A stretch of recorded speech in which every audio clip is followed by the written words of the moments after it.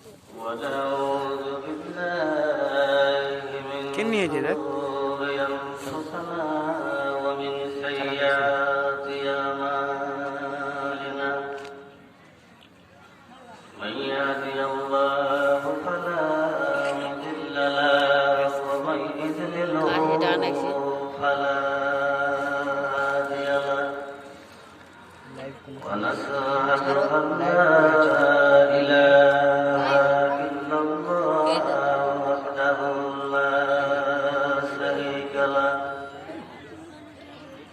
ونشهد أن محمدا عبده ورسوله أما بعد أعوذ بالله من الشيطان الرجيم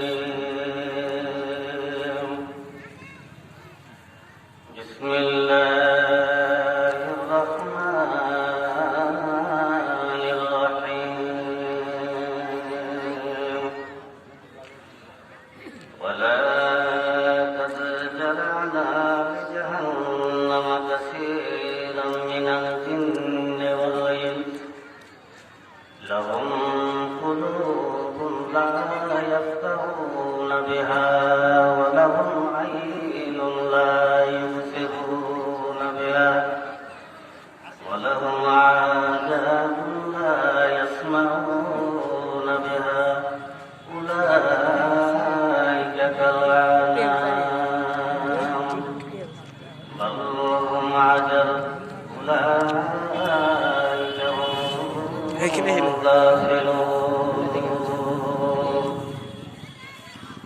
وقال الله تبارك وتعالى في جنات يتساءلون عن المجرمين ما سلككم في سقر قالوا لم نكن من المصلين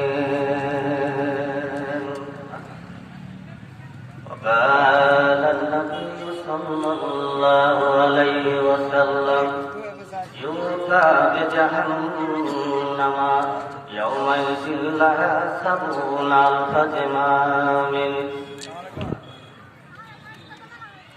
رب اشرح لي صدري ويسر لي امري واحلل عقدة من لساني يفقهوا قولي رب زدني علما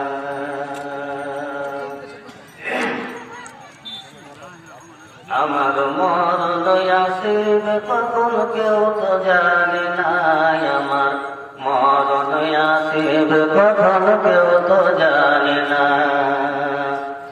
আমার মরণ আসিবে কখন কেউ তো জানে না আমার মরণ আসিবে কখন কেউ তো জানে না আমি মরে গেলে তোমরা আমায় ভুলে যায় না আমার মরণ আসিবে কখন কেউ তো জানে না আমার মরণ আসিবে কখন কেউ তো জানে না আমি মরে গেলে তোমরা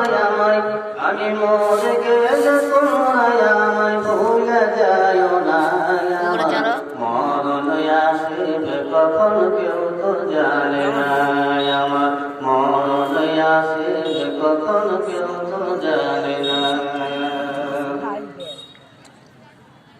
এই দুনিয়ায় কোনো জায়গা বন্ধুর কবর তোমার ঠিকানা এই দুনিয়ায় সারা জীবন থাকার জায়গা না অন্ধকার কবর আমার আসল ঠিকানা সাথে করে নিয়ে যাবে সঙ্গে কেউ আমার মরণ আসিবে কখন কেউ তো জানে না আমার মরণ আসিবে কখন কেউ তো জানে না আমি মরে গেলে তোমরা আমায় ভুলে যায় না আমার মরণ আসিবে কখন কেউ তো জানে না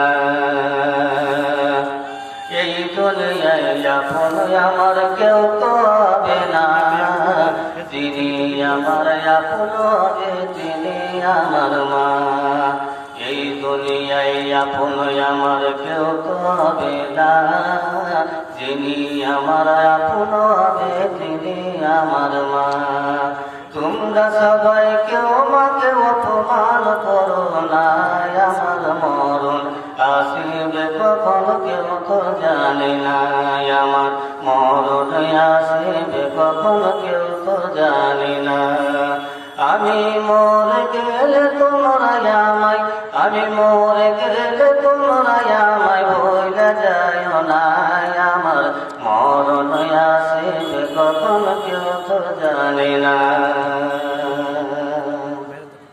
উপস্থিত শ্রদ্ধেয় আজকের সভা সম্মানীয় যোগ্যতময় সভাপতি সাহেব, সর্বপ্রথম আল্লাহর প্রশংসা যে আল্লাহ রাব্বুল আলামিন আজকে আমাদেরকে এই পবিত্র মজলিসে, পবিত্র জায়গাতে নিজের মনটাকে ফ্রি এবং আল্লাহর কোরআনের কিছু বাণী শোনার জন্য যে আল্লাহ রাব্বুল আলামিন আমাদেরকে এখানে আসার তৌফিক দান করেছেন, সে আল্লাহ রাব্বুল আলামিনের প্রশংসা সকলে একবার মন খুলে, অন্তর খুলে, প্রাণ খুলে, হৃদয়ের সবটুকুন ভালোবাসা উজাড় করে দিয়ে মহব্বতের সাথে বলি আলহামদুলিল্লাহ। তারপরে পরে আমাদের আখেরি নবী, ধর্মের গুরু, ধর্মের নেতা, মহাত্মা, মহাপুরুষ, আশরাফুল আম্বিয়া, মানবকুলের শ্রেষ্ঠ মানব, নবীগুলোর শিরোমণি রাহমাতাল লিল আলামিন জনাবে মুহাম্মদ রাসূলুল্লাহ সাল্লাল্লাহু আলাইহি সাল্লাম, যিনার প্রতি শত সহস্র দরুদ ও সালাম বর্ষিত নাযিল আল্লাহুম্মা সাল্লি আলাইহি আল্লাহুম্মা বারিক আলাইহি। আমি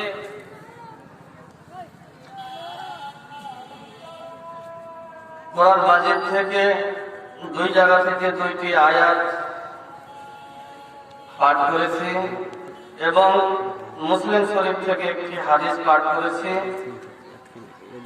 সেই হাদিসকে এবং আয়াতকে সামনে রেখে আমি কিছু আপনাদের সামনে আলোচনা করব ইনশাআল্লাহ।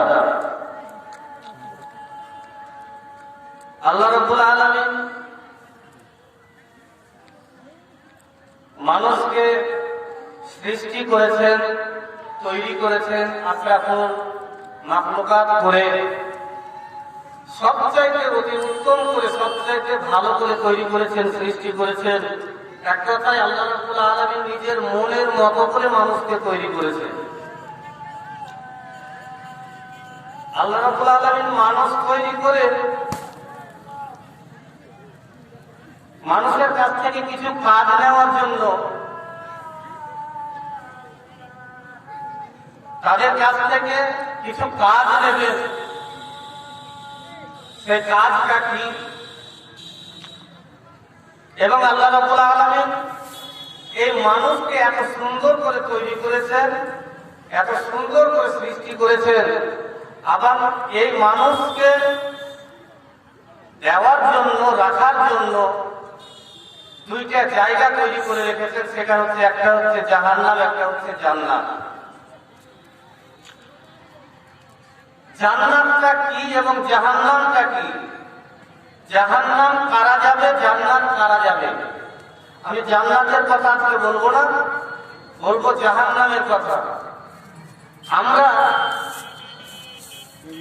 আল্লাহ পাকের নবী জনাব মুহাম্মদ রাসূলুল্লাহ সাল্লাল্লাহু আলাইহি সাল্লাম এবং আল্লাহ নিজেই বলছেন যে এক প্রকার লোক আছে যারা নামাজ পড়েও জান্নাতে যাবে। এটা কেমন কথা? নামাজ পড়ে জান্নাতে যাবে। আল্লাহ রাব্বুল আলামিন জান্নাত তৈরি করেছেন, একটা না, দুটা নয়, 7টা জান্নাত তৈরি করেছে।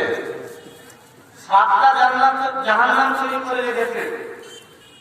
এই জাহান্নাম এক নম্বর হচ্ছে লাহা, দ্বিতীয় নম্বর হচ্ছে হাবিয়ে, তৃতীয় নম্বর হচ্ছে সাকার, 4 নম্বর হচ্ছে হোতামা, 5 নম্বর হচ্ছে সাইল, 6 নম্বর হচ্ছে জাহিল, 7 নম্বর হচ্ছে জাহান্নাম। যেটা আমরা অহরহ ভাষা যেটা শুনি সেটা হচ্ছে জাহান্নাম।